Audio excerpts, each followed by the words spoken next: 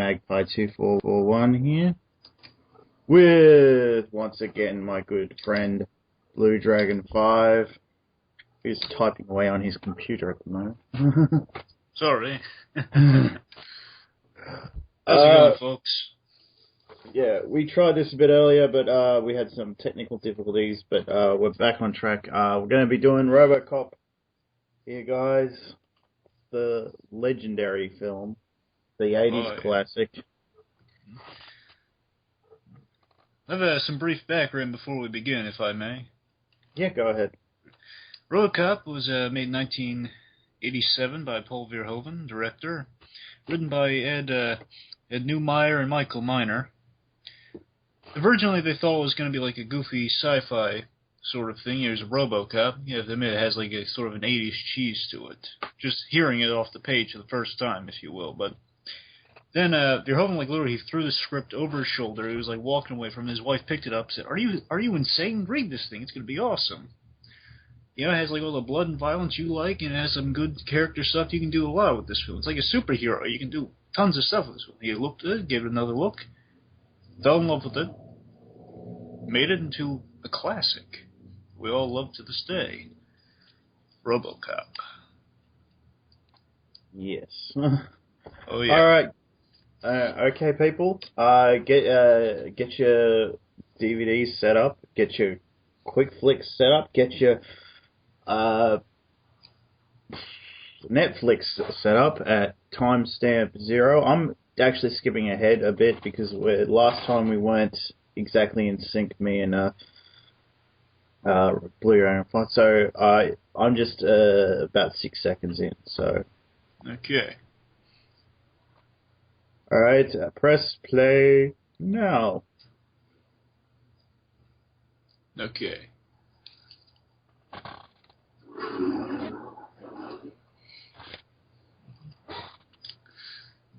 MGM. Now, Orion Pictures, which is no longer around because it went bankrupt. Made such classics as Silence of the Lambs. Yeah. And a lot of Rodney Dangerfield movies. Yeah. I might have slipped back again because we've got some problems with my quick flicks, but it seems to be right now. Yeah, there's the glorious title right there, RoboCop. Now we have a lot of news going on here. Really sets tone for the film. You know, dark times. It's a futuristic 80s setting. Yeah. Kind of similar to in Dark Knight Returns, how they had the news working in that story. Yes, it is. But yeah, you can tell this is 80s just by the fashion and the haircuts. Oh, God. Oh, yeah. Yeah, the writers really thought this would date the film, all these 80s stories in the background. I don't think it's a bad thing that it dates it, you know? It's like kind of futuristic 80s, like Dark Knight Returns in a way. Yeah. It's in its own little world, sort of thing. Exactly. Yeah. Okay, now this bit right here, with this is great foreshadowing for later on. You know, have like this whole operation foreshadowing here. And so, you ready for big changes? Yep. Also, there's this. This is based on a real thing though in the 80s. It was It's called the Robo Heart. It was in Newsweek once, the magazine. It's like an article of Newsweek about the Robo Heart, and they basically kind of made this commercial based on that parody. Now this is good build-up for our big baddie for the film. Clarence Bodecker killed 30 cops. Yeah. That's Kurtwood Smith, who plays the dad in that 70s show. Also, he's done a lot of DC work in Green Lantern animated series. He's also been Kanjaro, and soon going to be Commissioner James Gordon in Batman. Sorry, Beware the Batman, not Brave and the Bold. That already passed. Yeah. And did a lot of Star Trek roles, actually. He was in Voyager, a couple of the movies as well. Oh, yes, wonderful actor. And they cast him against type, because before then he was always the nice guy. This made him like a pure evil guy, and they based him off a Nazi, by the way. That's why he wears the glasses. Okay. There's this Nazi guy in history, like it was Heinrich, or... Yeah, Heinrich Himmler. Yeah, that's the guy. So they based him off of. Now, there's a great line coming up. Right here when our hero, Peter, played by Peter Weller, Alex Murphy, enters. It's the chief. Murphy says he's transferring from Metro South. Nice precinct, says Reed. Here's the line. We work here for a living down here, Murphy. Mm-hmm. It's just kind of setting you up. Yeah, the cops tried their best here, but it's Detroit to the max. A lot of crime. Things get really tough. Again, 30 dead cops. That's not a good thing. Yeah, that's like, what the hell? It's a rough city. Also, this was I found out the film was shot in Dallas and Pittsburgh. Oh, okay. That's where it was shot, and most of it's in Dallas. There's a few shots in Pittsburgh. Also, this police station's precinct is a remodeled high school. Oh, okay. Now that you point it out, I can see it. Yeah. Again, it's kind of like this co-ed futuristic thing. Again, the whole futuristic 80s. It's like what Verhoeven does in like Starship Troopers. He's kind of taking the...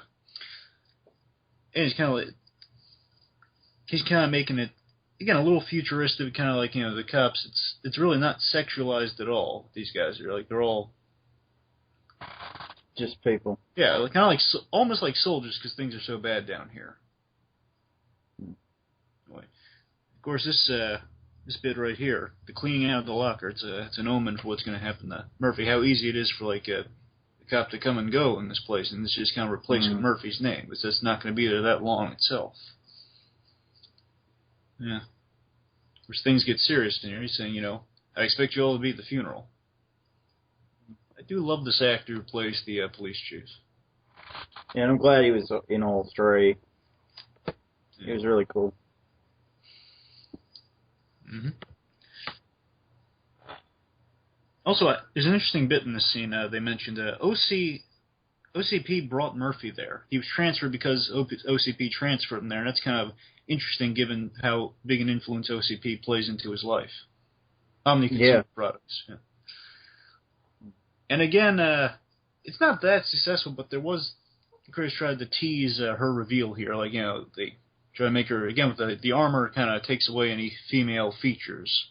Kind of try to see the reveal when she takes off the helmet, she's female, but hence Verhoeven made her cut her hair short.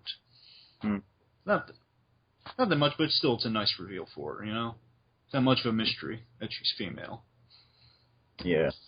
But Officer Lewis, great character. Yeah. Shame what they did. Shame what they did with her in the third one. It could have really worked out really well as like a final chapter, but unfortunately it didn't.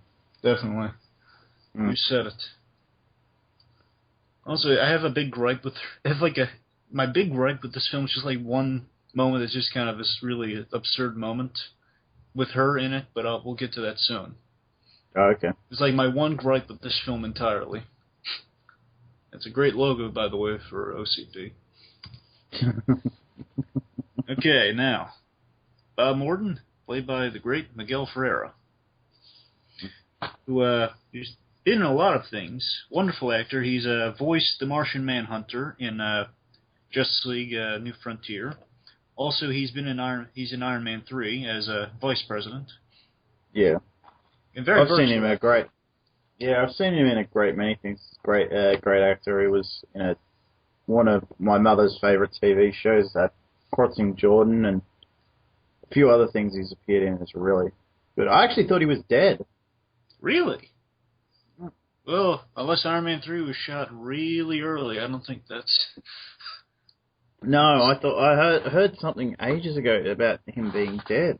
Well, either that or I thought it was him, and might be one of those, this fake death prank sort of thing. No, it could have been someone else, but I thought I heard something about him being dead. Also, We had Johnson, who equals awesome. Johnson's in all three films, and he's just really cool. He's like, he's just there in the OCP board meetings. He doesn't really serve a purpose. He's just there like as the yes man. Yeah. Yeah, but he's cool. He's kind of like the Robbie Robertson of this place from Spider-Man. Also, the great Daniel Hurley as the old man. I love this character, and there's a parody of him in Batman animated series played by Daniel Hurley, who's kind of a mixture of the old man from RoboCop and Walt Disney. He's Grant Walker animated series, the Mr. Freeze episode, Deep Freeze, really great. Look at Johnson and Bob Morton. They're just hamming it up with all the clapping. Kind of yeah. Clap.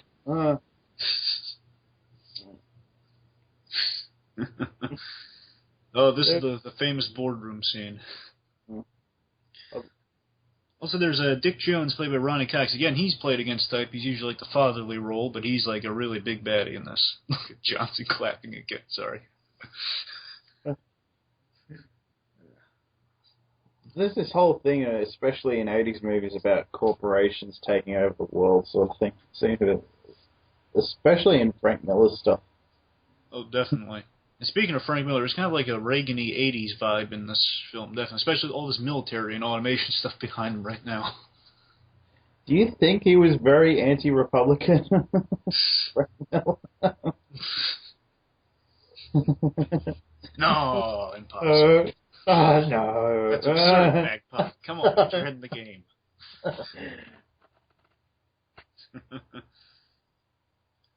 But, again, here's kind of our RoboCop Mark 1, if you will, but really unsuccessful RoboCop Mark 1, as it's about to barrel through the doors here. Well, make a grand entrance. Really nicely designed. Let's give it up for Ed 209. 209, yeah. This is a great model right here of Ed 209. This is actually a giant statue of him, really. They kind of wheel him in for later shots, but he's stop motion when he's walking. He's animated stop motion by Phil Tippett. Oh yeah, he did a lot of Star Wars work as well. Oh yeah, very good. Like the ads, the Imperial Walkers. And again, like all these little details with stop motion, like a little wheel turning behind when the leg approaches. It's really, really neat. And you'll notice like the grill here. Originally, the grill was like going upwards. It looked kind of more like a smiley face. They turned it downwards to make it look like this thing's scowling. So this thing is not friendly at all. I think that this part still holds up. When we get to the later scene with Ed 209, I'll see if it still stands up because I don't. Yeah. Oh yeah, the animation's fantastic on him still. I mean, this is great stop motion. Yeah. Also, this little city model behind him. I really like this. It's a nice model of like the Delta City of the old man's trying to build, and there's like this great.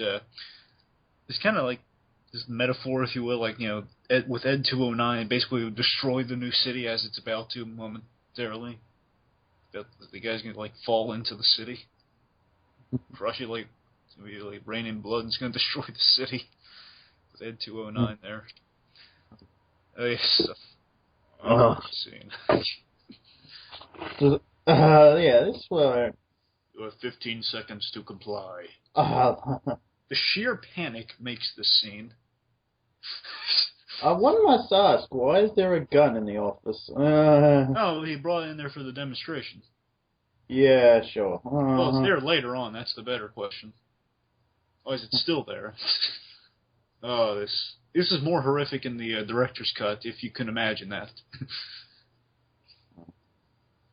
Why didn't they pull out the wire earlier? This is still pretty graphic, especially that you got the blood going up to his face. You saw like hamburger. It's a nice smoke effect on that 209 there, the barrels. And someone call a paramedic. There's a lot of dark humor in this film. It's really great. Verhoeven loves blood and violence, and there's this really great. Oh, the great bit. It's only a glitch. You call this a glitch?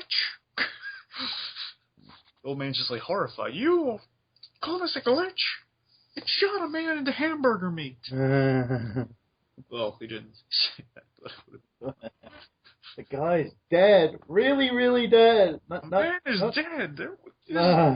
You joking? A man is dead? Here's Morton getting his foot in the door. His RoboCop fails, he's going to put his RoboCop out there. Yeah, that's... Yep.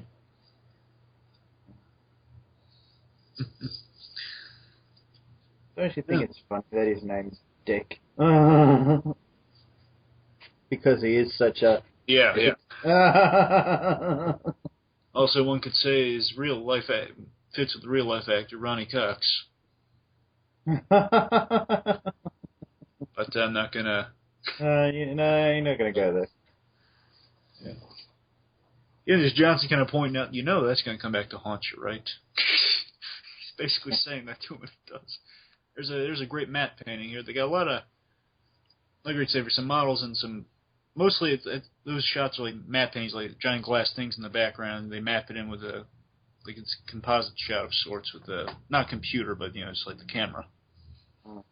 It's like right here, like how the skyscrapers are so tall. Like there's a base for the building, and some of them just added in to make it look taller and more futuristic. And the twirling of the gun. This is a nice touch. Again, there's just this feeling that we like Murphy now. We haven't been with him that long. We just know this guy's like an honest cop. We like him. Nice guy. We care about what happens to him, even though we haven't known him that long. He's Weller is that good an actor. It kind of came across. Would you say?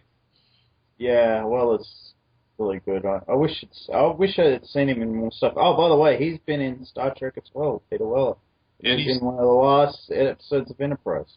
And appropriate enough, he's in Dark Knight Returns, the animated film. But he played a villain in Enterprise, or kind of a villain. And he was a villain in Psych, TV show. And Monk also. He was a actor in Monk. Yeah, okay, there's a... You burnt the money! You know what's funny? When they actually burnt the money, the producer walked by and says, "Oh, I see you're burning through my money again." Good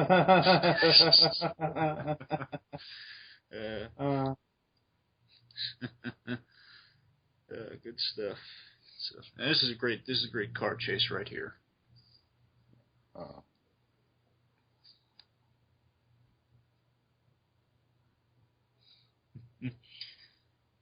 There's a lot of DC Comics talent here. You also got Ray Wise there. He's like the one furthest back with the kind of the style to him, if you will. He voiced Perry White in Superman Doomsday. He has his own scene later, so I might get that later. He went on to do some interesting stuff. He's played the head villain a few times. Oh yeah, he's a really classy guy in real life. He always wears a suit. Even to like the recording sessions of Doomsday, he would wear like a 3-piece suit. Classy guy.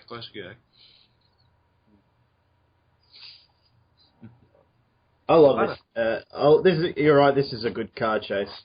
A lot of gunfire. They really knew how to make action movies back in the 80s. Nothing had to be like over the top. Yeah. Oh, this is kind of over the top, but in the best way. Oh, yeah. What I mean is you don't have a car running into a helicopter for no apparent reason. Oh, definitely. I'll give you that. But still, throwing a guy at a car. We don't see that anymore. Yeah. That's a good way to shake the cops. And you always have to have massive explosions every 5 minutes. Or walking away from an explosive. And you have to have 20 police cars, and 10 of them have to be destroyed. Yeah. Oh, it's the Batman. I like the music in here. Oh, yeah, the score is great in this film.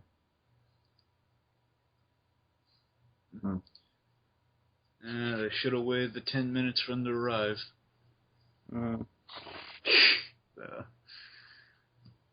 These guys are brave, though, going in there.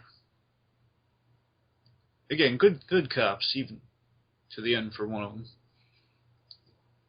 So, yeah. One takes the high ground, one takes the low ground, or wait, still high ground, low ground, yeah, that's it.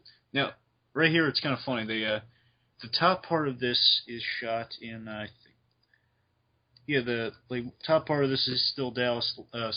Lower part's like Long Beach or someplace. Part of this factory. Like in this shot right here when she's pointing her gun down. That's like when she falls, it's Long Beach. But up here it's Dallas. Here's my complaint. Here's my big complaint. Right here. Okay, you got the guy and he's doing his business here. But it's when it's how she gets knocked out here. I hate it, how she gets knocked out here. At least the way it looks. Like right here, she looks down. The guy isn't zipped up. She looks down. It's a stupid thing to me.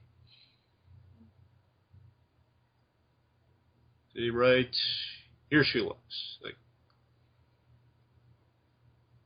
this goes down. She gets hit, and that's the reason Murphy dies, basically. So because she had the look. Stupid. Well, that's my one gripe for the film. And for starters, she's too close to him. Yeah. She doesn't need to be that close to have him.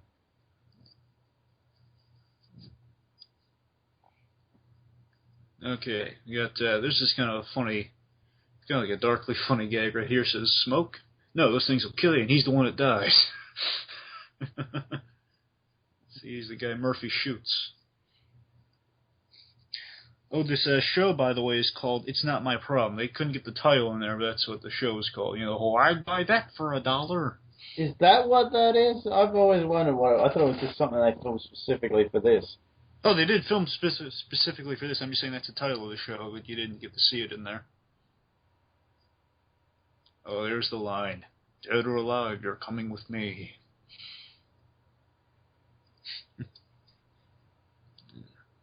Yeah, Lewis, where are you? Sorry, it's just that one bit bugs me. Oh, like my only gripe for this film. Otherwise, I say this is a perfect film. Well, she has to have something happen to her, otherwise. I know, but why that? Oh, it's just the way it's shot. I'm just saying that's it. Oh, this is sad. He's surrounded. He's cornered like a rat. Now we see how cruel Bodecker really is. Is it Bodecker or Bodecker? Whatever. That's Kurtwood Smith's character, you know. Oh, yeah. Oh, there's blood on the money, too. It's blood money. It's blood money. That bloody money! Oh, boy. See how cruel this guy is. This guy's based off a Nazi for a reason.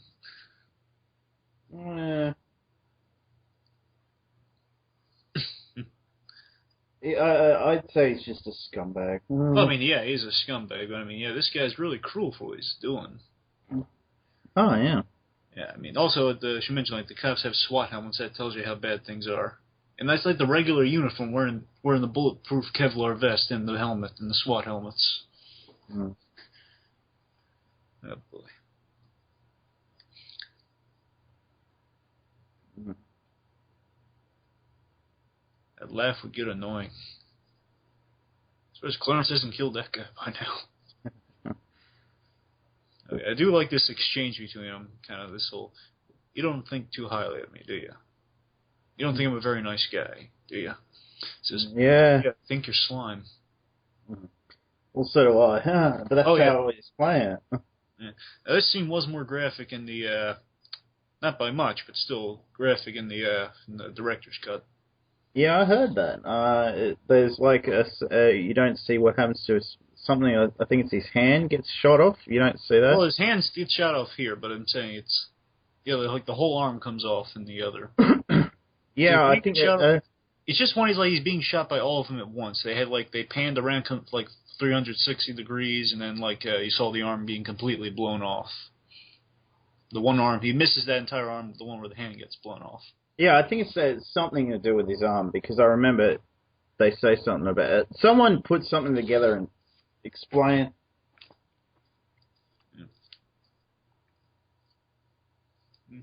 This is literally his deconstruction here. Mm. Deconstruction of RoboCop that will make him, deconstruction, like rebuilding him later on. We have the technology. Oh, you know what makes that even more sad? Because they did like that did the $6 Million Man sound effects. Well, yeah. No, that goes his own. It's not. I'm saying like it was like more graphic. Also, there's like a puppet here when they shoot him in the head. Yeah, they make they linger on that shot too, so they like make a puppet. So you get to see more of the puppet in the director's cut, I guess. Poor Murphy. And again, there's that powerful image too. Like Lewis, to her credit, I mean, she can't get to him. Like she's in like that caged area, so to speak. Like she's still on her way, but she can see it happening, but she can't get to him.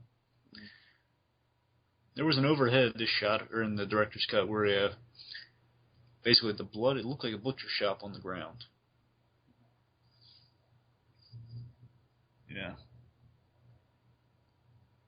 Poor Murphy. They tortured him before they killed him. Again, this is kind of, there's some religious connotation Verhoeven likes.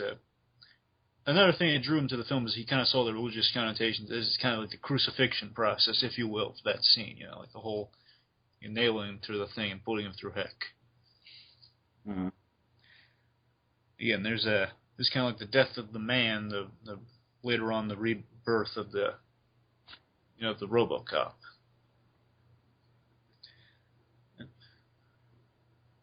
This is kind of a freaky thing to see him go through the thing. You go through like the first person. I don't think she should have been this emotional. That emotional. Lewis, because she's only just met him that day, so and I don't think that would have been the first time something happened to her. I don't see her as a rookie cop. Yeah, in retrospect, maybe they could have given like another day or so to kind of bond the two. Maybe. I don't know. They have good chemistry though. I'll give them that, even though we don't see them that together. Also, this is a nice bit here, like kind of like the mundane moments of life life flashes before your eyes. Because these are literally like the moments that are going to be most important in the film, and the most pivotal scene later on. Well, they're trying to save his life, but definitely. I mean, I don't see how he's still alive, to be honest. Well, he's not really alive. He's like barely conscious right now. I mean, it's like lodged in his. I think it's like lodged in his brain, and it's probably gonna. I don't know. He's losing a lot of blood, and it's probably just like very lucid consciousness, where they just the bullets lodged in his brain or something. That's all I can figure. Again, I'm no doctor. Check my credentials. I'm no doctor. Okay.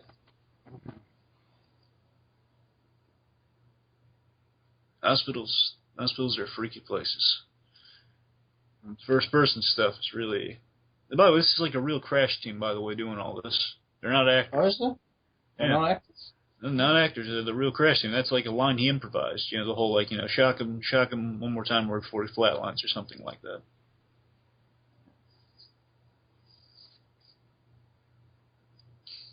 Oh yeah, this is great. This whole rebirthing process, so to speak. I always loved how this was shot, and while this is happening, I'm going to go through some Weller as RoboCop. When they cast him, Orion wanted Schwarzenegger in the role. They wanted Schwarzenegger to be RoboCop because they saw Terminator. Terminator happened before this film. Yeah, I think it was in '84. I think I could be wrong. Yeah, because that's when it's set. You didn't need to have Schwarzenegger in this role. The reason they really didn't go with... Oh, I'm sorry. Yeah, I don't think you would have got the same performance out of Schwarzenegger. I don't know. I think we kind of forget the Schwarzenegger...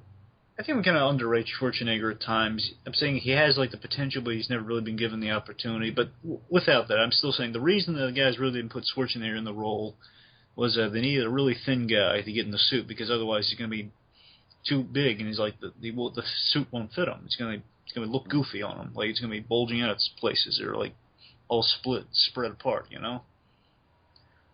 That's a reason they didn't use Schwarzenegger. Also, another contender was Michael Ironside, who did go on to be Batman in The Dark Knight Returns, same in the animated series. I liked Michael. I like Michael Ironside. He's really. Who is really... He was good in the Total Sequest Recall? through. No, Sequest 20-something it was. Rebirth. Like, it was like the third series of Sequest. It was really quite good. I wish they had gotten in the go. I wish they had done better because it was actually quite a good show. Well, there was that. There was that scene where Johnson says like, "Now he's our property," that sort of thing. That's sad. Like now he's no longer human. He's just property. And he's kind of a slave. And they're kind of the New Year's scene right now. She's like kissing the monitor. It's kind of cruel, It's like he can't move. They're kind of making fun of him. In a way, Morton is kind of his father. In a way, he kind of commissioned the building. He's kind of encouraging him here. I still say he's basically a villain. I'm just saying he's kind of less of a villain if you had to really mark it down. You know where he says that you're going to be a bad mother. Yeah. They used that in because this was on like one of those TV stations out here. Yeah. And they used that line in the trailer. In the trailer for the show thing. And I was like, but they don't use the F word. They don't drop the F bomb. They don't say they fuck her. You're going to be a bad mother. Yeah. They use that, and I'm still think that like whoa. Yeah. Also, that bill was kind of undercut. Now he's our property. Lose the arm. Again, kind of sad. Like lose the other arm. So. Yeah. It's treating him like a child. Treating him like a child here. Yeah, this bit. Again, what they did here was they feared. Again, you have to keep in mind back in the '80s, and again they didn't know how this is going to come across because it's a guy in a plastic suit. It's made of plastic, but they have to remember the writing and all the stuff has to come through. When they're filming this, they're fearing this is going to be silly. So if the emotional undercurrents don't come through, this thing is going to be silly. It's just going to be like a B-movie sci-fi sort of thing. But what they did was they teased the reveal here. That's why, because they feared it would just look silly if he's instantly in the RoboCop suit. Kind of like costumes in superhero films in some cases. That's why they do this really nice tease of the reveal. Like you see him like tiny in the monitors, and he's like covered by the glass. And now he's behind the fence. That's a sweet chair, by the way. That he's sitting in. Love the sound.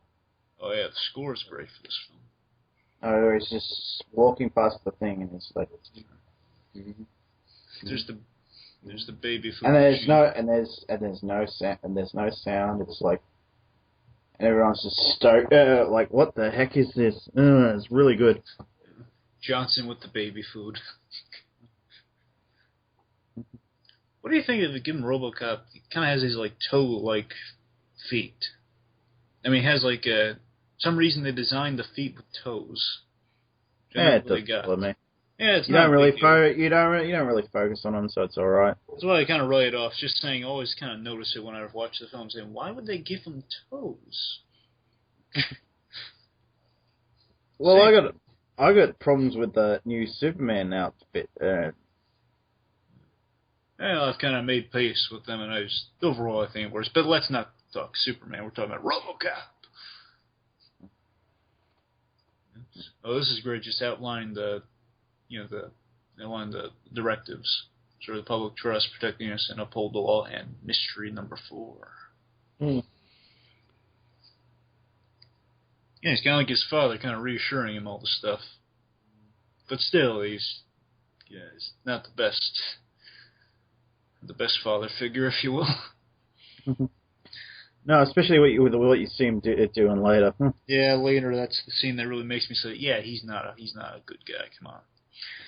But this bit here, John Davis is the prop guy, okay, and they had a problem. They called down the writer and the director, okay, and for RoboCop's gun here, I love RoboCop's gun design, by the way.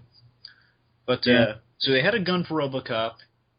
It was like a normal gun, the biggest normal gun they could find, and it's too small for the hand and the armor and everything. So what they did is they added stuff to the gun. So basically they took a Beretta and like put a bunch of stuff on it, basically build the barrel. It's like when Peter Weller says whenever he twirls, it's like twirling half of the baseball bat. But still, it is a cool looking gun. The way it fires. Also, when this... I thought they imported it. Well, they did import parts of it, but still, it's it's basically... So I watched a special on it, and they said they had to bring it in from overseas. Well, they did. I mean, it's like part...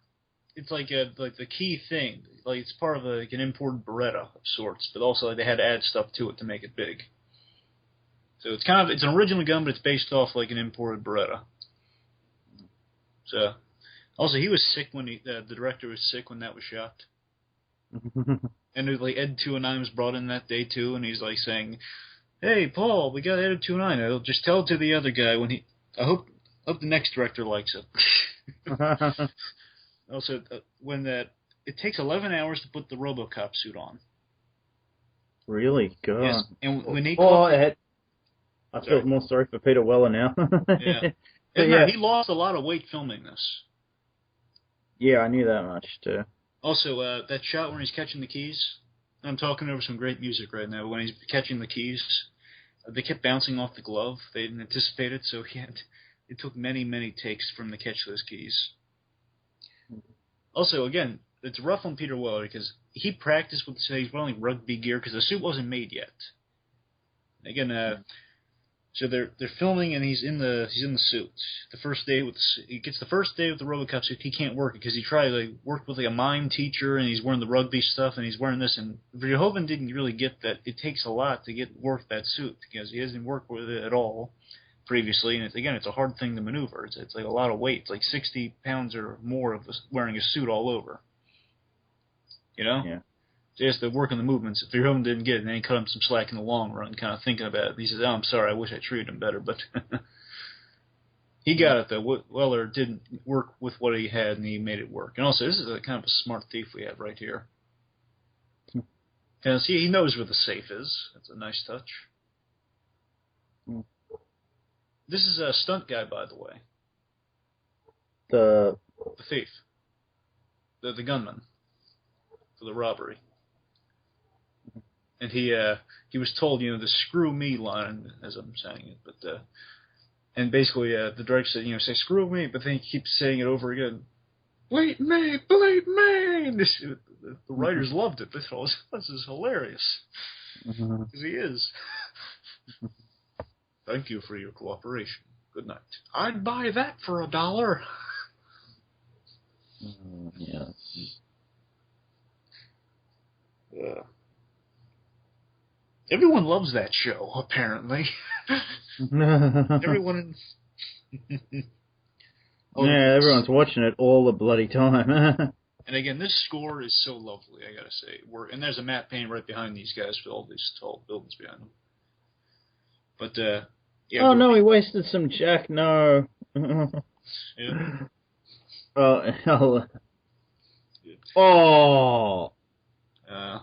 He's effed. Yep. Am I ahead of you? Yeah. I'm on the rape right now. Oh, okay. Let me. For once, we might be even. Okay, got it. I think we're on the rape right now? Yeah, I just started. Okay, we're on the rape right now. And, yeah, there's like some mad things behind. Again, there's this fantastic score behind this entire film. Gotta say, I love his whole. That's the best part of this montage is him with that that sort of thing. Really works. It's a great theme. I love this shot. This is like the knight in shining armor shot, literally. Get it?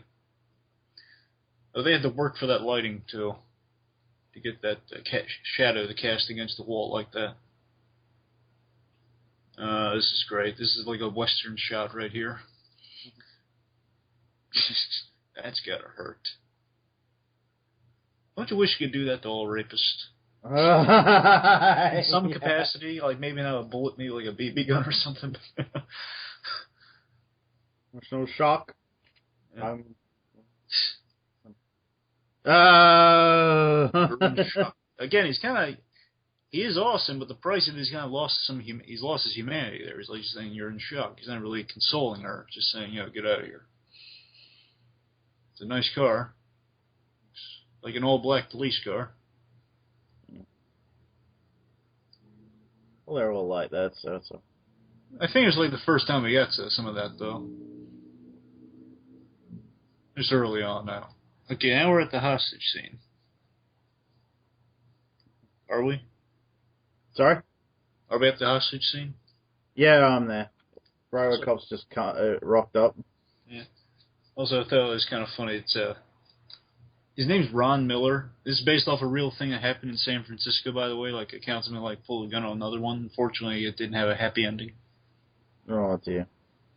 But I just thought Miller's the last name. It could have been like a fun nod to Frank Miller first time I saw this. But it's Ron Miller, so anyway. Also, I should mention this. RoboCop, the suit, he whenever he's in the car and getting in and out of the car, he doesn't have the bottom part of the suit on. Well, he doesn't have to, so that's all right. Exactly, because he physically can't get in the car. Also, they try not to shoot him from behind because the hips and the butt get all wobbly in the suit. That's why you see it rarely, but you don't want to. The hips and the thing swivel weirdly. So that makes it it splits apart the suit, so to speak. Yeah. Yeah, so that suit was troublesome, I have to mind you. Weller worked through a lot, but he did a great job. And again, they're kind of seating in the whole car that comes later, the 6000 SUX. What kind of car, Miller? I want a car that gets really crappy gas mileage. Do you think it's funny that it's called SUX, which is sucks? Yes. Yeah, that's a great joke on the writers are brilliant. Also, this guy's like a bartender in Total Recall. The gunman here. Oh, is he? Yeah.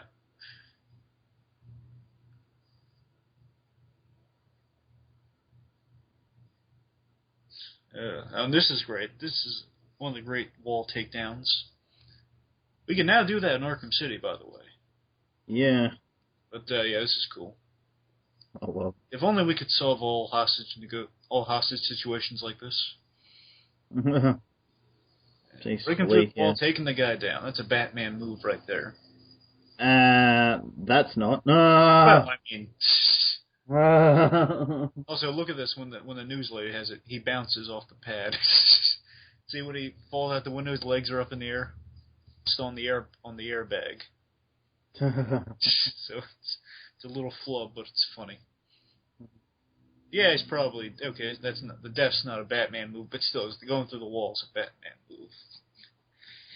Stay out of trouble. Yeah, kids love RoboCop. If only parents must have a heck of an ordeal in the 80s saying, "I want to see RoboCop." No, you're not. Yeah. Yeah. Because it's rated R over here. It's rated R over here too. And kind of like. Oh, by the way, this is funny. This game right here, the Nukem game. Yeah. He got sued by a few people during the course of this movie, and this is one of them because this is an actual company. Nukem. Butler Brothers? Really? Well, Nukem. I don't know. They're not the Butler Brothers, but I'm saying Nukem, the name.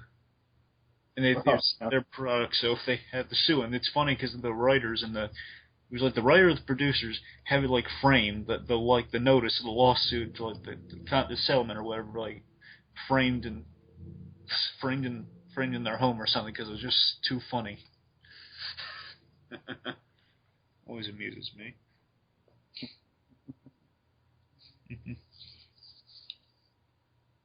There's a new guy in town. He's RoboCop. Yeah.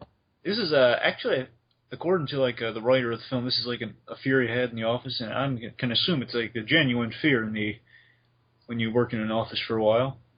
If you wear a gray suit, and you're rushed out of the bathroom, you might have some stains on there. You're gonna can make for an uncomfortable situation. Verhoeven hated getting this shot. He had the camera guys way down to the floor to get the stall shot here. We rarely see our bad guys in Dispose on the screen. Yeah. Uh,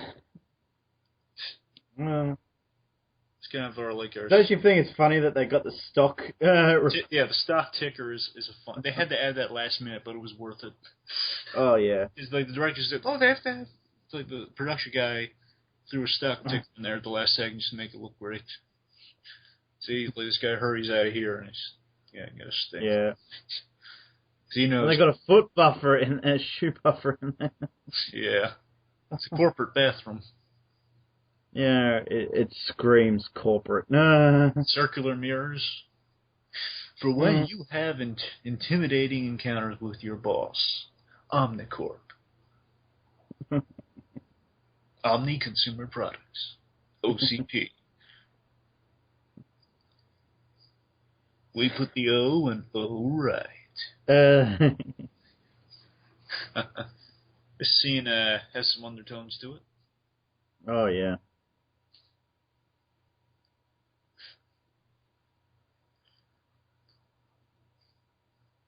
Yeah.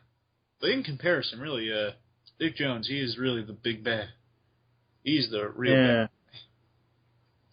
bad. I'm saying as much, I'm not too crazy about Morton. I kind of see, I don't really see how people really like the guy, but I don't know. He's still a bad guy in my book, but he's not as bad as this guy. Mm. And this guy's not too smart. At the very least, people can agree with me that he's not too smart when he's like, facing off against the bull with the horns here. He's messing with the bull, and he's going to get the horns later on. By horns, I mean 2 gunshots and a grenade. Yeah. I think with him, you know what you got. He's the devil you know. It's the other guy that's the devil you don't know, and it's the. I think there's like a line in here. I might have missed it, but really a Frankenstein line here, like to compare RoboCop to Frankenstein, like, you're a monster or something. Mm. It's kind of a nice, thing with RoboCop. He's kind of like brought back from the dead, kind of like Frankenstein in a way. The guy is pieced together, and he's kind of doesn't know. He's not exactly evil as Frankenstein. At least movie Frankenstein. I know the book's like a whole thing itself, but not exactly a monster. Just kind of misunderstood and chased by villagers and such. It's a loose parallel, but I'm just saying, Frankenstein and RoboCop. It's kind of like the monster angle. Oh, it's always kind of a nice thing. Also, this sequence is great. Oh yeah. And by the way, how distracted are these doctors? I mean, come on. Oh yeah, they should have really. Every time in a movie there's an incompetent doctor or incompetent security guard.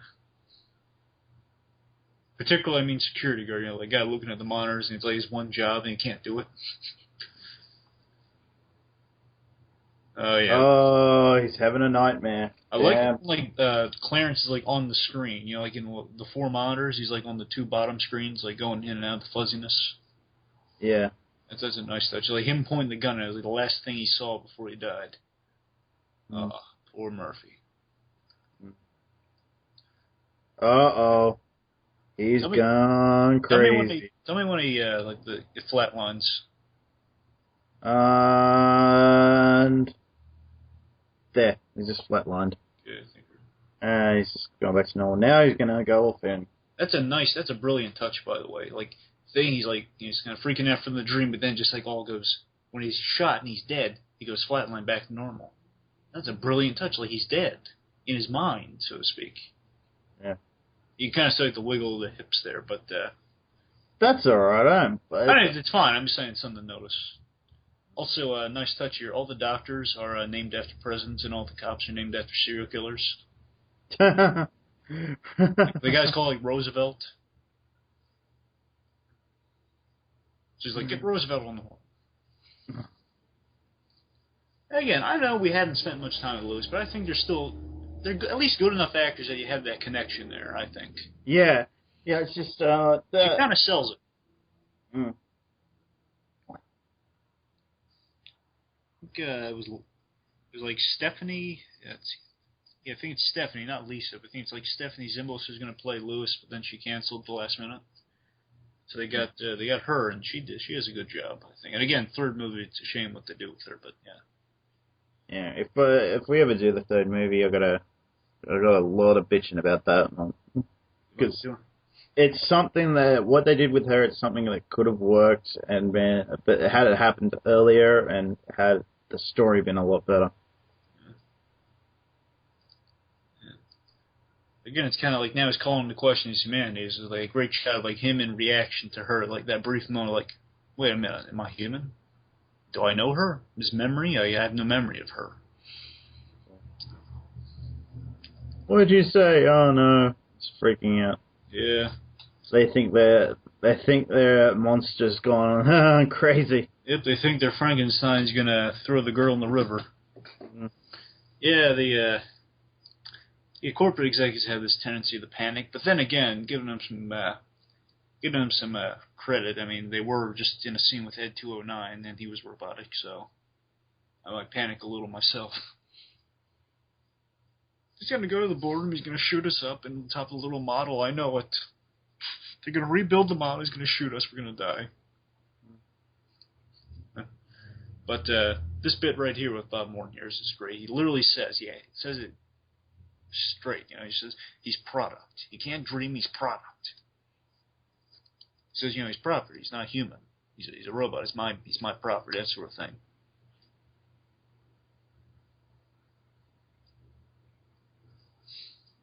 Oh, this bit here. The chief just gives him his look like, get your hand off me. I get it. So, Sergeant. Oh. It's like the old cop and the young cop saying, he's a real a-hole, isn't he? You're not in trouble.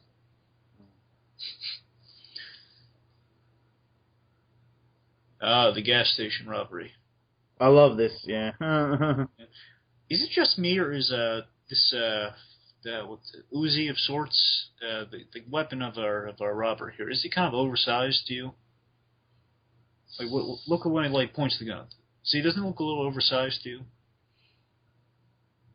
I think those they are generally a big weapon, but it's like an industrial Uzi of sorts. Yeah, you see one of them in Lethal Weapon, and it's about that big. It's that big.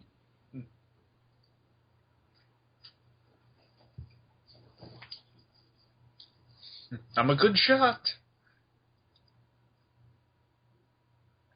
I could hit you in the eye from here. He's not that good a shot. No one's that good a shot. Well, except Deadshot, but... Yeah. Or Hawkeye, or Arrow. Or Batman with a Batarang. But I'm reaching. Oh, this bit, like, what are you studying? Geometry. Yeah.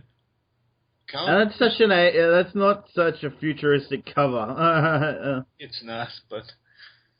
You think you can outsmart a bullet? It's a goofy line. Oh, by the way, the Dallas Fire Department was mad at him for the scene. Well, of course they were. Yeah, the explosion got a little bigger than they intended. Literally, the camera guy was like under a fire blanket when he shot the shot where like the motorcycle was running away during the explosion. I know you. We killed you. How does he know? How does he recognize him? From that line. Oh, right. Oh, okay. Yeah, you're right. I'm just saying, what if... Okay, I guess I'll give him that. He's a good memory, then. I don't know. I guess he's smarter than I give him credit for. Okay, forget my argument. I'm still sticking with that Lewis thing earlier on. That's a complaint. Yeah. Well, his cigarette's yellow. It's gross. Yeah. I don't know why. It's just gross. But that's a big explosion. But that's an acceptance of walking away from fire because he's a robot. It was one of the first times people run away from flame. It's not bad there because it's actually really flame. It's not just a digital flame. Guess that kind of helps. Oh, that shot. of RoboCop walking away from an explosion because cool guys don't look at explosions. Yeah. Cool guys, however, look at guys mutating. Ah. Who are you? Oh, I love this scene. Oh, this is a great scene right here. It's is RoboCop doing detective work, and I just think it's neat. So him doing police work, you know? Yeah. Even if he doesn't know it, like he doesn't know it at this point, but he is Murphy underneath all that armor, all underneath robotics. Yeah. He doesn't remember it, but he is Murphy, and it's like just I don't know. We don't know Murphy that well. I'm just getting the sense because Weller pulls it off that well that I know that Murphy's kind of like this, you know? That make any sense? Yeah. Yeah. It does. I wish. Yeah, because he wants to know, who are you? And I'm trying to track down. I had that funky dream. Saying, I have memories here. This guy's the link to my memory, and also I have revenge against these guys once he was about to find out here. Murder. This is a nice effect, by the way, the whole the face mashing technology. Yeah. Like now it would be even better, so. Oh, yeah.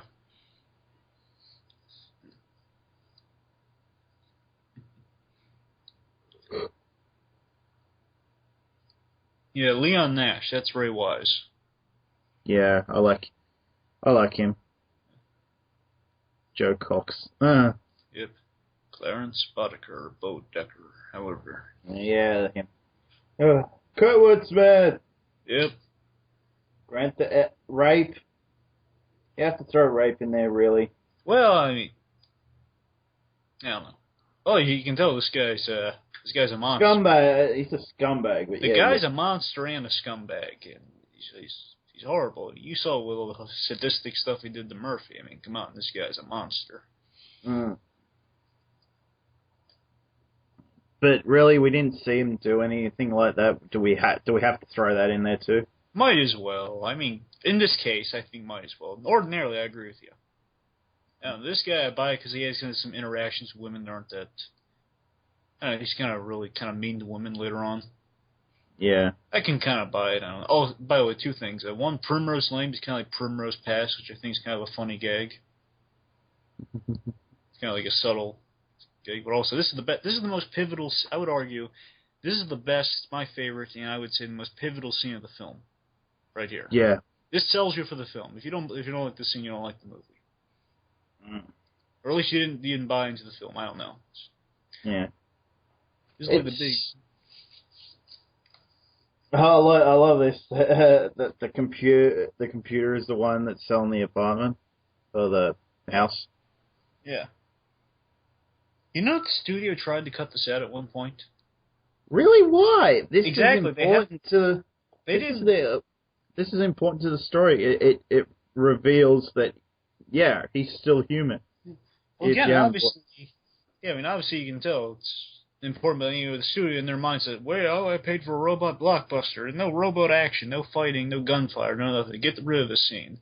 And of course, the director, this is a big important scene. He's going to fight for it to be in there. So credit to them, it's in there. Great scene. And of course, it's just Murphy. He now has some memories here. Again, you need this to justify the rest of the film. Yeah. This is his drive. Again, the thing about RoboCop, it's not just he's a RoboCop. Well, a police officer that's a robot. That's the 80s appeal. Don't get me wrong. But I'm saying the main thing is about he's a man who it's a man who's no longer a man. He's now a robot. That's the thing. It's a man who's wondering who he was. He's lost everything. That's what makes RoboCop RoboCop. Man who's obviously because he's lost everything. Now, even though we don't see it, we obviously get the impression that the wife definitely went through some grief. Because, she's left everything that relates to Murphy really behind. She's burnt it all. Yeah. Like that photo and... Like smashed the mug. Yeah. Yeah, it's saying like that. He walks through like the kiss here. That's all I love you think. Again, it's like those mundane moments, like you just said, okay, I'm going to go through this again tomorrow, or something like that. It's like meaningful moments. So, he's twirling the gun for the kid. The wife saying, I love you. Like, he saw him wave goodbye to him. That sort of thing. He punches through the TV. Great scene, just great. And again, the score also sells. You see, you feel so bad for this guy, RoboCop. And now he has a mission. That scene really drives him for his mission. I got me to get revenge on these guys for taking away my life. I'm going to bring him to justice. You know, again with RoboCop, I'm restating it, but what makes it's he became robotics. Everything was taken away from him, and still there's a guy under there. He's just cluttered with all this stuff over him. Surely. Again, here's Ray Wise again. Yeah. Watch this. The director's coming up. It's like right here when he kicks him in the groin plate, if you will. Right there's going to be guys shaking his head and stuff. That's the director. The guy like shaking his head in his fist after he kicked him in the long sound. I missed him, but okay. Okay, I looked for him. But oh, here we go. Are we on the cocaine? Yeah, cocaine. Yeah, I will say. Yeah, it's an 80s film. There has to be coke and really stupid women. Yeah, I'll save this for it though. The one positive thing I'm going to say about this thing, because you really don't need this, but again, it kind of sells as the 80s, I guess. But the real positive thing I have to say about this, it kind of hints at the cocaine later on, with the whole cocaine factory. Remember? So I think it's kind of some foreshadowing to it. Something. But yeah, this guy can't be a good guy. I mean, look at him. But he's our bad guy. He's the one that we can tolerate because he made the Robo. Yeah. He's a bad guy with redeeming quality, if you will. Yeah. He's going to do everything but break the law. Yeah. So he's a corporate bad guy, but not like a really bad corporate guy. Yeah. He's just a scumbag, kind of. You know what? See, just says, leave, get out of here. You gonna call me? It's a nice touch, puts the silencer on.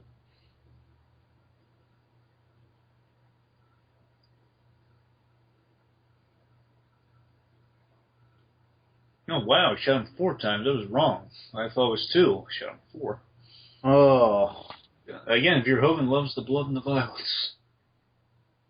I love this. That was early DVD. Yeah, DVD player. Oh, by the way, it was really just putting in a CD, but it's still a DVD. Yeah, I mean, it's sold as a DVD, so they came up with it before. Hang on a second.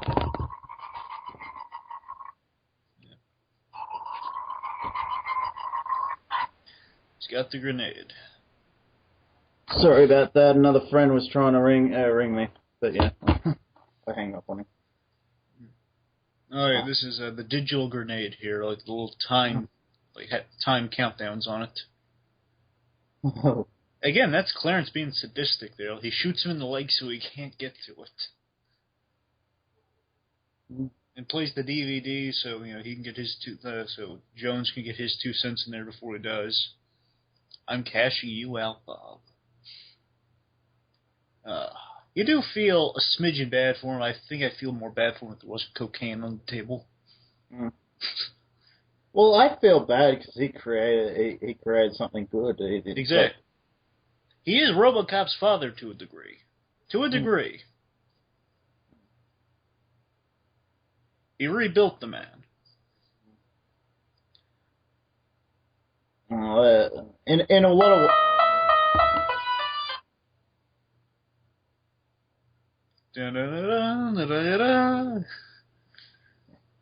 We are in the cocaine factory, and yeah, I love that. I love this thing. I love the little bottles that they put the coke in. Yeah. Like. Oh yeah.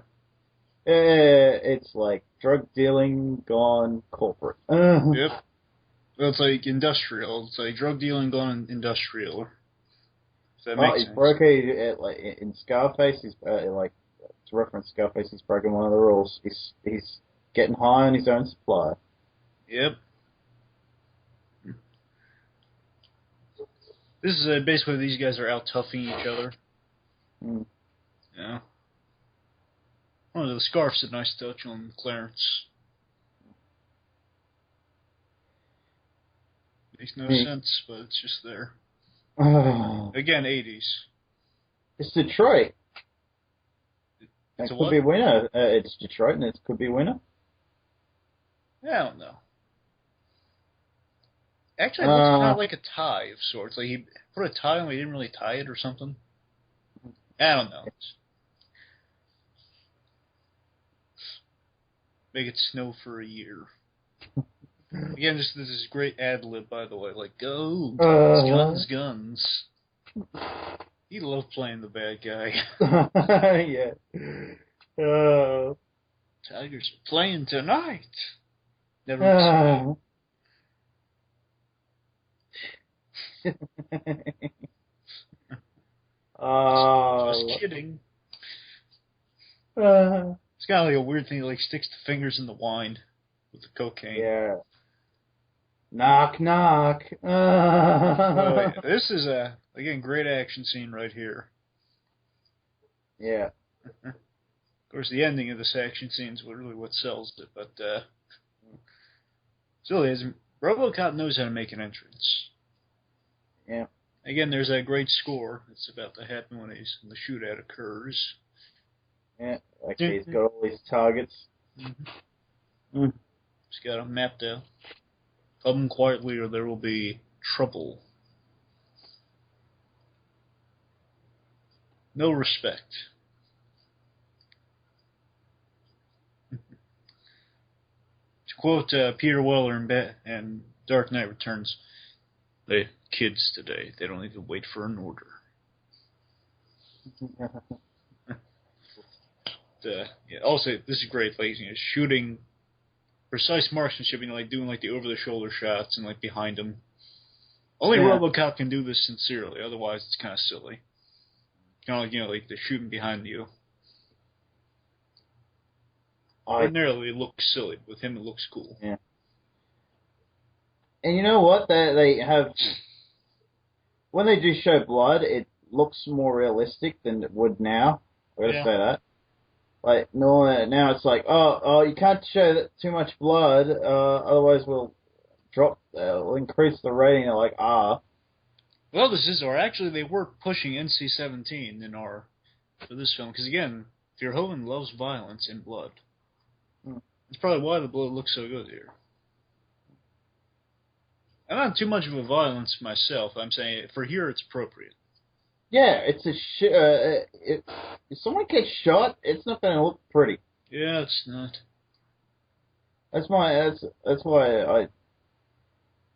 I think they do more explosions because that's he's walking through snow. So, at first it looked like he was like walking through light bulbs, RoboCop. Here's the scene. He's like confronting the killer. You have the right. Oh, this guy deserves like spits in his face. He's throwing through windows.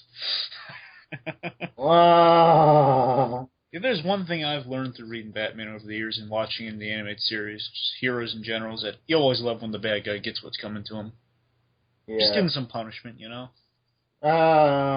Getting thrown through windows. This guy deserves. He's sadistic. This guy. He's killed people. In a way, killed his father. He doesn't know about it yet, but kind of. But he's also interrogating him at the same time. Yeah. But now he has the name, he's just enjoying it. And you took my life away, that sort of thing. Yeah. And he's recording the evidence. That's a good move on RoboCop's part. He's a smart guy under there too. You have to remember that. Yeah.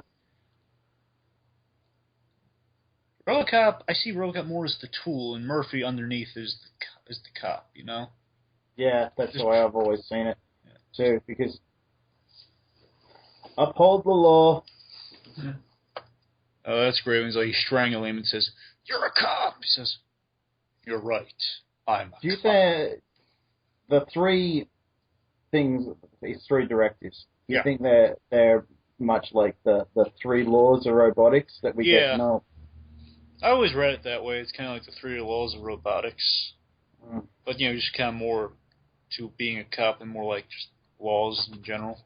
Yeah, well, I think it's like echoes that. Yeah, definitely. It's kind of that they can't just say the more like you can't hurt a human thing for the 3 laws is kind of Directive 4. Mm. Yeah.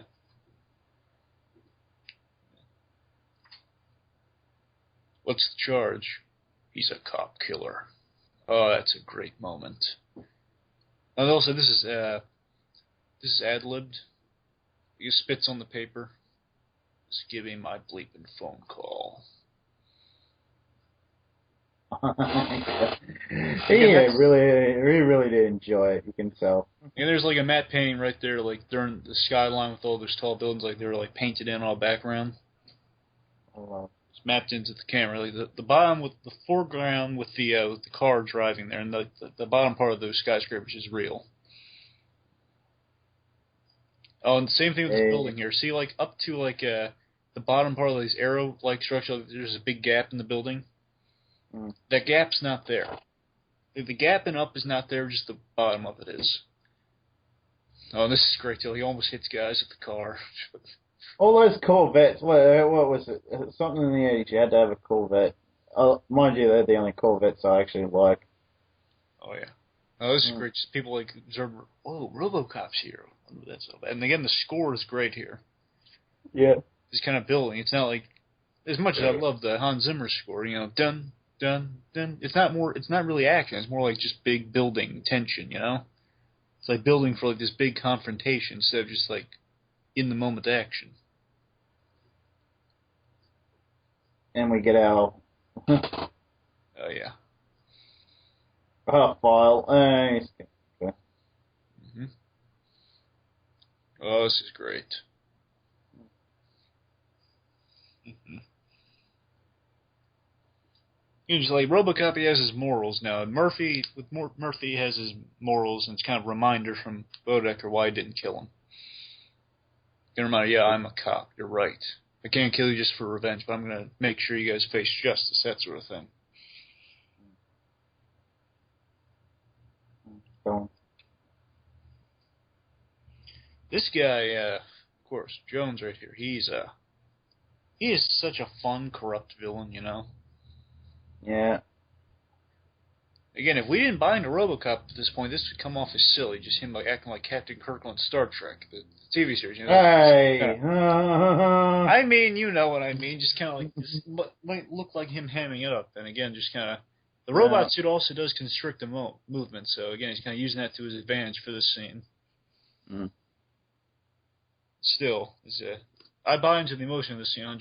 You know, it's like, oh no, it's kryptonite. Oh, yeah. Well, that's a pretty cheap thing to put in your product. Yeah. That it can't turn on you? Oh, yeah. I suppose. Yeah. And it pulls the gun and he can't shoot it. He's basically kind of shutting... It's more like he's freezing and shutting down, but... Yeah. He does do it well, Peter Weller, in the scene. It's like, I can't... Oh, but this coming up, though. It's like he's his own it's like it's kryptonite for him, but now you got Ed 209 coming into the picture. Him, he can fight, but still, he's in the room, so it's not going to be that good. He's fighting off against Ed 209, so it's a battle itself. This one's not coming off as well as the other one. Yeah. The stop motion? Yeah, you can tell. It's... I think... Oh, there's a shot. It's not coming off bad. It's just not coming off as well as it did in the other scene. There's a shot coming up with RoboCop when he looks up, and you get to see like his eye peering through the visor. It's like that his humanity starting to peek through because you don't see his face till later on, but right there. It's like the one eye is like going through there. Yeah. And there's a stop motion RoboCop right in that one scene where they pointed the arm to him. To the other machine gun arm. Yeah. I do like this. It's just that it's not like you can tell how that it is stop motion. I think it still looks. I think it still looks good regardless. Yeah, you can tell it's stop motion, but it's good stop motion. So. Oh yeah, I'm not saying it's bad. It's just I'm just saying you can tell. Yeah. But also the And it's like an underhand thing Jones is doing. He's calling the cops on him. RoboCop saying he's gone haywire. But this again, it's like his humanity peeking through that eye hole. Which we're going to see later on. We haven't seen his face under the Robo mask yet. Oh no, he's about as good as a Dalek. You know, this is the actual kryptonite of Ed 209, stairs. Why Yeah. it have to be stairs? like a Dalek. But wait. Yeah. That's a really knocked the thing down for that one shot when it's like breaking apart as it's falling down. It's like a toddler here. Was like freaking out on the stairs, like I can't get up. Yeah. That's good stop motion. So that's a gag they used to have with Daleks in Doctor Who. They would say defeated by a set of stairs, and then they revealed recently that they can levitate. This is again, it's kind of like a Frankenstein parallel right here. Like he's being attacked by the villagers, you know. Yeah, and the flashlights represent the flame torches. Yeah. Oh yeah, and like just the betrayal here, you know. And yeah, it's like he's being shot down like he was before. Only now it's by the good guys. Mm. Yeah, it's tragic what's happened to him here. What did Will do? And again, it's the music sells it too. Music sells it. They had like 4 RoboCop suits, and this is like the battle damaged one. And this suit took a lot of punishment with all this stunt work here. Like when he's like going down all the flights here. But again, that music, dun dun dun dun dun. He's like heroic in this scene, but he's getting the crap beat out of him, shot out of him. I love how the police are in shadow and everything. I love that shot. Oh yeah, you're right. That heroic turn that he's still getting out there. I like how RoboCop is still thinking on his feet though. He's spinning so that he's escaping through many floors of the parking garage so he can evade the gunfire. He's not just he's not trying to fight him off. Not that he really can, but I think it's like against his program to hurt these guys. But still, it's that moment where it's like of course it is. Yeah. I love how Lewis saves him though. Yeah, that's the payoff. I like.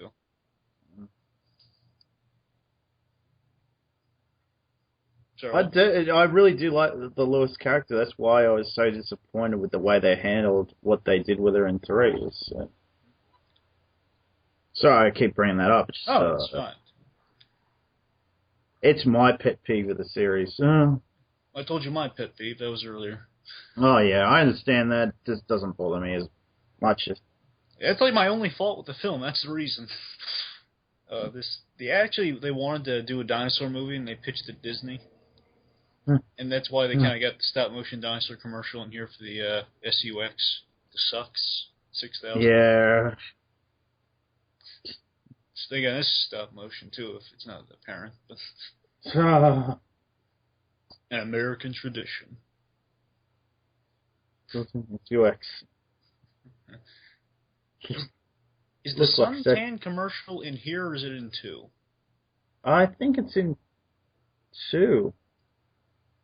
Also, where they say that if it's in here, we'll see it. But I'm pretty sure it's in 2. Forget what I said. I think it's in 2. I haven't seen 2 in a while. Nor have I. But I just remember the whole suntan thing. It's like blue suntan may cause cancer. It's like, but yeah, that's kind of like a nice parallel. Also, like the space satellite malfunctions, kills a lot of people. It's kind of this undercurrent right here, just saying things are going wrong in the place right now at the moment in the film where RoboCop's being attacked. So the good guys are being shot at by the good guys. So that's not a good thing. And Bo Decker's walking free again. Just something else that just isn't right. Also, this is his wife he's talking to right here. The purple receptionist here. It's Kurt Smith's wife? Yeah, it's his wife. At least at the time. I don't think he remarried. Oh, that's a douchey thing to do. He sticks the gum to the nameplate. See, I can buy this guy's a rapist. Hmm.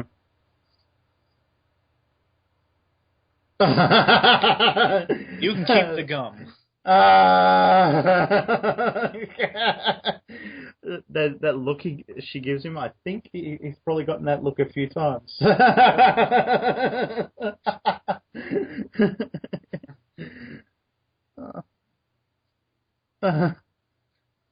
Take a look at my face, and then he says Dick, and I think he's talking about Dick Jones, but one could maybe argue he's not.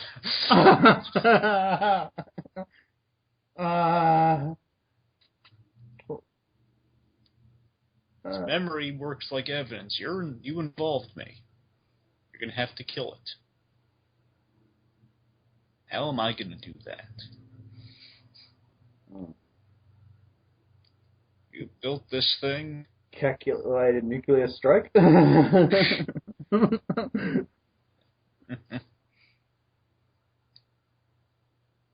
He's arming a psychopath right now. Yeah, that's never a good thing. Yep.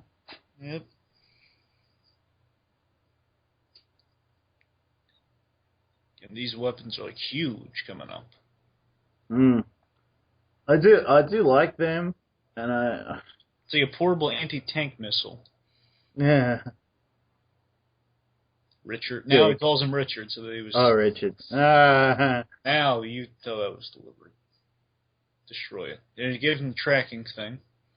Need some major firepower. Yes. Military weaponry. We practically are the military. I gotta love it. Oh yeah, this scene. I almost think this. Just to be clear, this place isn't the place from earlier, is it? The one where Murphy died. The place where Murphy. Yeah, died? it is. It is. Okay, so I'm just saying it looks similar. I mean, I think they might have shot at a different place, but I don't know. No, it's the same place. Okay, just making sure, because I know they shot some, again, it was back and forth between Dallas and Pittsburgh, and there's like 2 factory places. But either way, I'm just saying, it looks a little different, I guess, but to me, maybe. But yeah, it's poetic, isn't it? He goes to where he died. Yes. And this scene right here is another good thing. Again, it's kind of just that visual. It's a great visual storytelling here. He sees his own face. Like, Murphy is the guy. It's not RoboCop. Takes the faceplate off. We saw the tease. We saw the tease at his face with the little eye hole, but now we see the whole thing. She brought him some baby food. No, thank you. I'm not hungry. No. Also, there's a little film flub here. See, when he removes his mask, you don't see him remove the chin guard. The chin guard just magically disappears. Mm-hmm. I mean, like, he's taking off the faceplate. I mean, either the faceplate should be connected to the chin guard, or the chin guard should come off separately, but there's no chin guard. Oh, okay. Believe me, I mean, it works. It looks great this way. What I'm saying is just something you notice. You know? I can. You don't I can buy it all. I can buy it all coming off at once. Well, you don't really see it. You don't really see it, but yeah, after eventually, once you do see the things, yeah, it looks like the whole bit comes off. So. It works better just like all in one piece, but I mean, I don't know. It works better the way it looks here. I'm just saying I don't know. Also, you get to see like the bullet hole in the face here. How do you feel about the whole? They put the face over they put the dead Murphy's face over the robotic skull. Nah, it's all right. See, the thing is, like, I think the makeup job here is great. Like the whole around the neck and the throat, and like kind of makes the face going over the skull in the back. Yeah, the wiring and all does work. Yeah, whoever did the makeup work did a great job. I like the idea that they put the real face on Murphy because the reason they do that is, and it's been stated like the special features stuff. It's actually a good reason. It's any change that dramatic because Murphy is still in there in his mind, just like brainwash. He kind of forgets himself, but he's still there. Anyone in that situation coming back to life will freak out if they see like a robotic face instead of their own, or like any face, you know. So basically, that's the reason they put a face on there, and they ripped off Murphy's face and they put it on this guy's face. And basically, the idea is if it gets damaged, then they just recreate the face and they put it on there instead. That's the idea, at least in the films, because like in 2, it's a fake face. Remember? Yeah. But they made this to honor him, but here it's real. Hence the bullet hole. Yeah. But that's like it's a mini debate, but it doesn't really matter. It's just kind of a thing to notice. Also, again, everyone likes this show, and like it's just like this nice mundane thing. He breaks through the window to turn it up because he can't hear it over all this madness.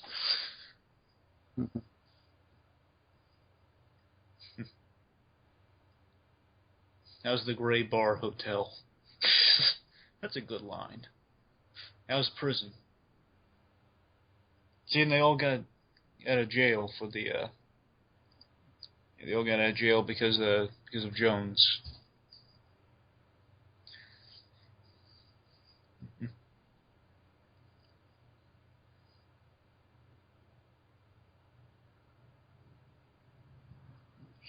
Oh, by the way, there's a stunt coming up that went wrong. Really? Yeah, and there's a. Let's see, when they fire at the building, it's when they fire. Thing like it could have been right here, but I think it's like when they hit the building. Yeah, it's when they hit the building behind them. The explosion was too big, and they actually kind of got a little burned. I mean, they're fine. Like they weren't hurt or anything, but I'm saying they could have, if they wanted to, they could have. Right there, like Kurtwood Smith, he got like suit got a little burned. Oh, okay. Yeah, his jacket and stuff got a little singed because he was that close to the explosion. So I don't know I think he got paid extra. I'm not sure for that one day, but he didn't mind. I'm just saying, I think they gave him extras to be safe, so they wouldn't see it. Yeah.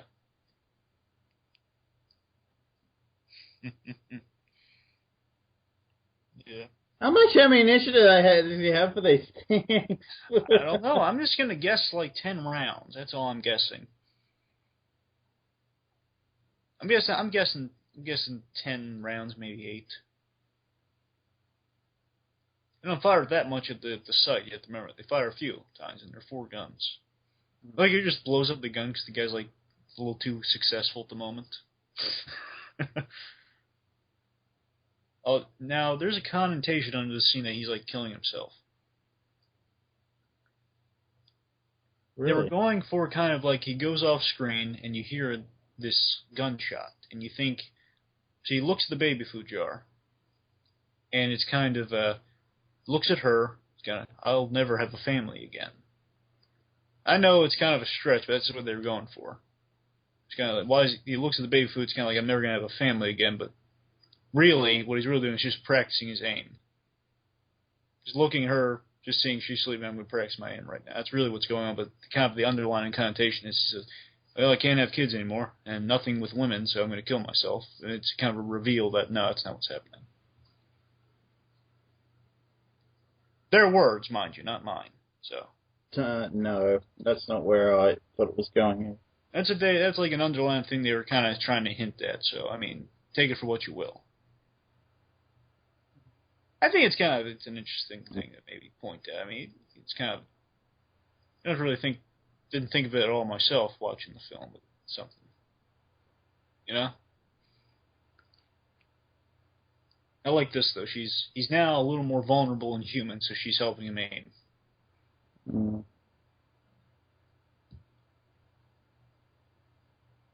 She's a good partner. She's a good cop partner. Yeah, she is.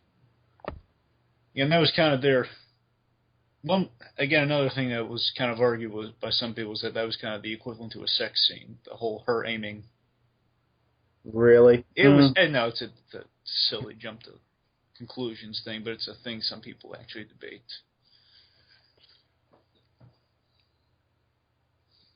Here we go. Also, it's kind of nice, nice touch that he throws the mirror to distract them, the mirror he saw his own face with, so he's using the tools to his advantage, in a way.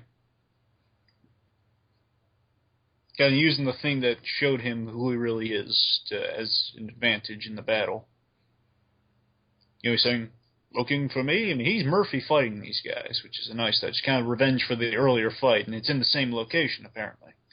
Yes. Again, really kind of pulls it all full circle in a way. I mean, Murphy's defeating these guys as he was killed by these guys, so it's kind of a good revenge all itself. See, slurs the mirror. You know, fire at once. It's a huge explosion.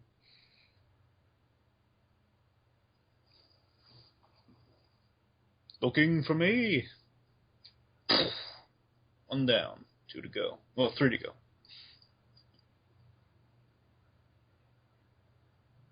Okay, it's probably more than 10. I don't know. I love this.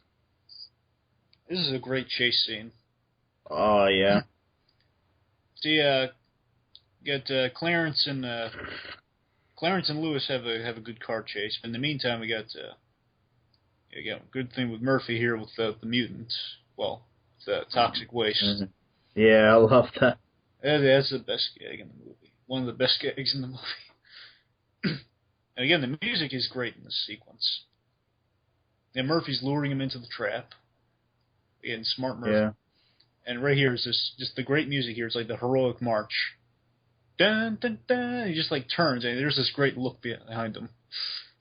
That great look saying, "Oh, what happened? Oh. I know he's dead, but what happened to him?" Oh. As he's walking, that's a real cool guy moment. That's better than walking through with fire behind you. Am I right? Yeah.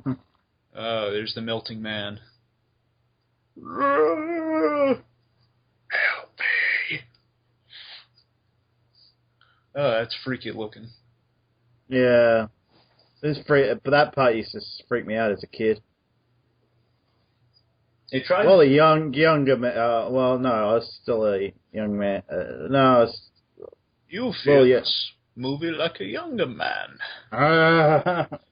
Oh, this. However, the studio, because the MPAA, you know, thought the movie's running a little violent again, kind of bordering NC-17 at times. They actually tried to. Oh, one moment. Just get away from me, man! Don't touch me, man! Help me! Poor guy. Just running away. Running away from it. His death here was pulled. Was originally going to be pulled because they thought it was too violent. However, the reason they stayed in, the reason they kept his death here, the mutant guy's death, is because they tested this movie, and this is everyone's favorite part of the film. Really? That's why they kept it in there. They said, we're not taking everyone's favorite part of the film out.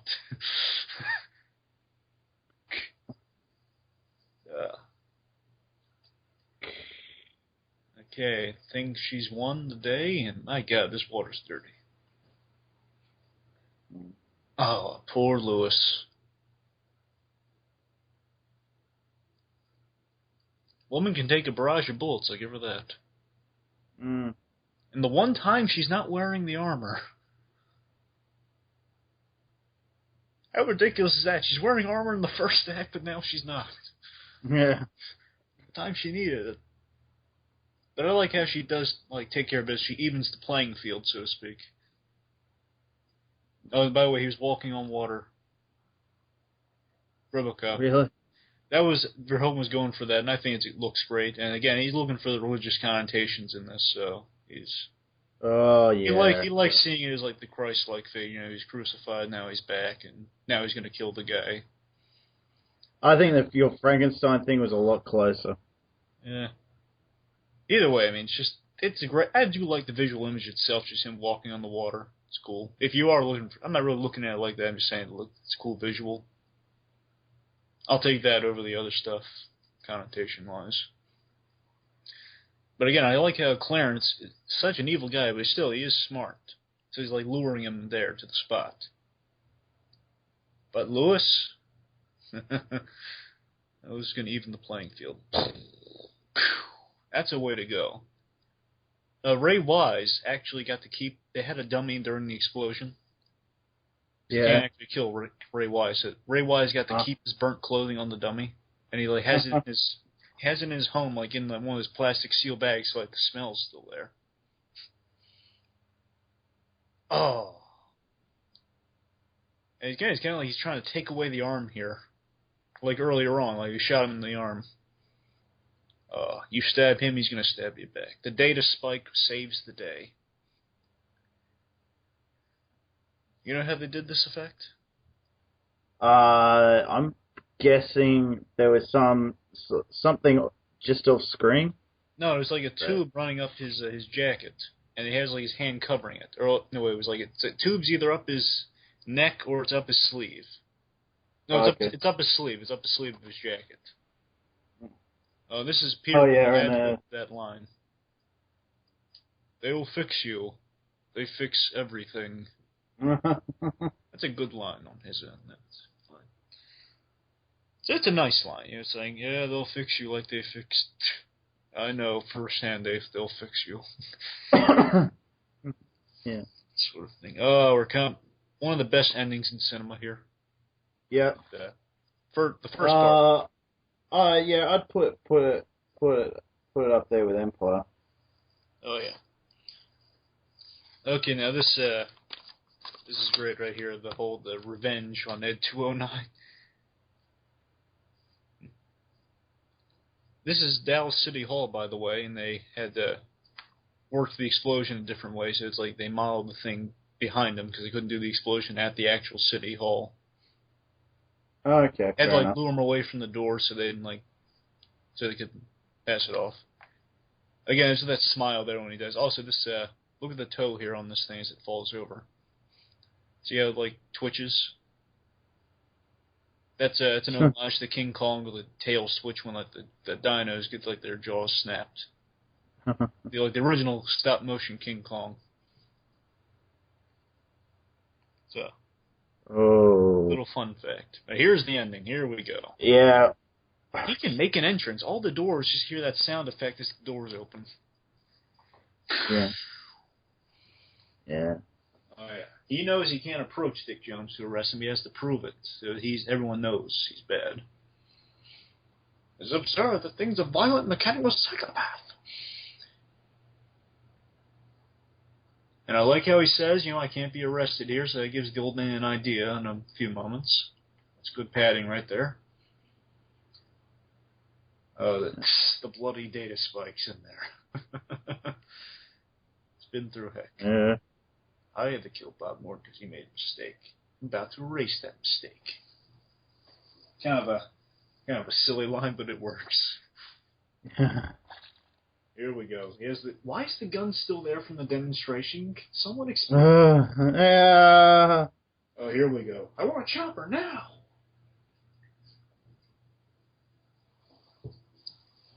And the wonderful Dan O'Hurley as the old man, one of the great characters. Yeah. A lot better here than he is in the other two films. Well, other film. Yeah, because he's not in the third one. No, it's Rip Torn in the third one. Dick, you're fired! Thank you. Oh, yeah. Love Johnson's reaction here. It's like, yes! Oh, that's stop motion, by the way.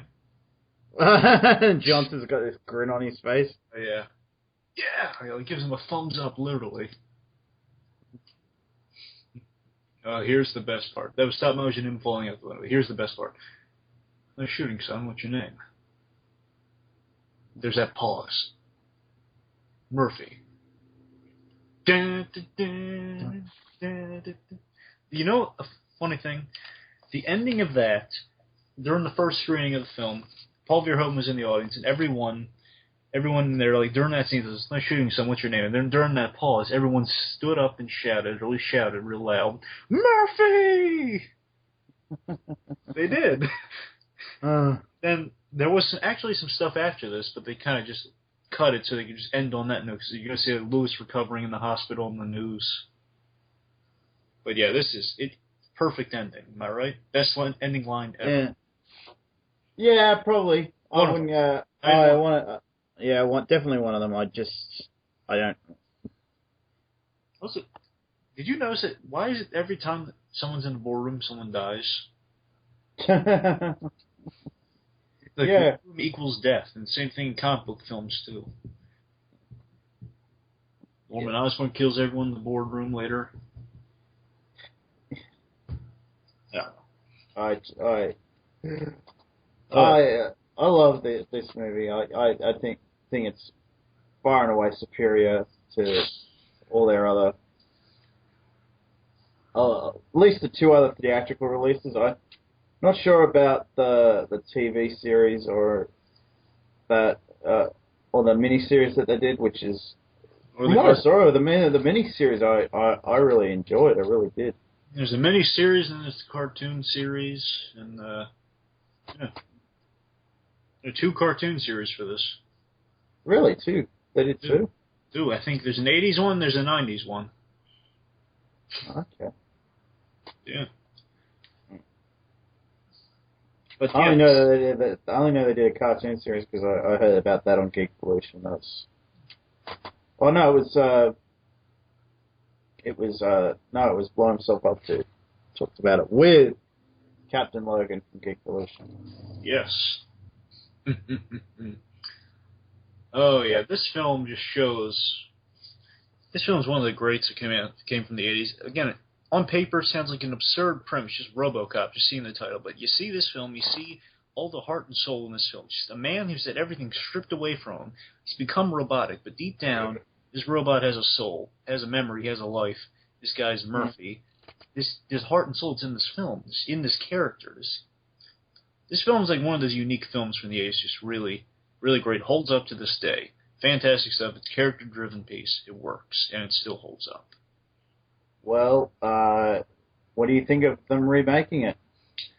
Well, them remaking it, I'm going to give it a fair shot. I don't think it really needs to be remade, I'll say that, but I'm going to give it a look-see. Gary Oldman's going to be in it, and they're going to kind of play up the whole creator. It's kind of what, like I told you, Bob Morton kind of is the father here, but maybe a little better. With Gary Oldman as the scientist who created RoboCop, and I think they might play that off better because he's a good actor.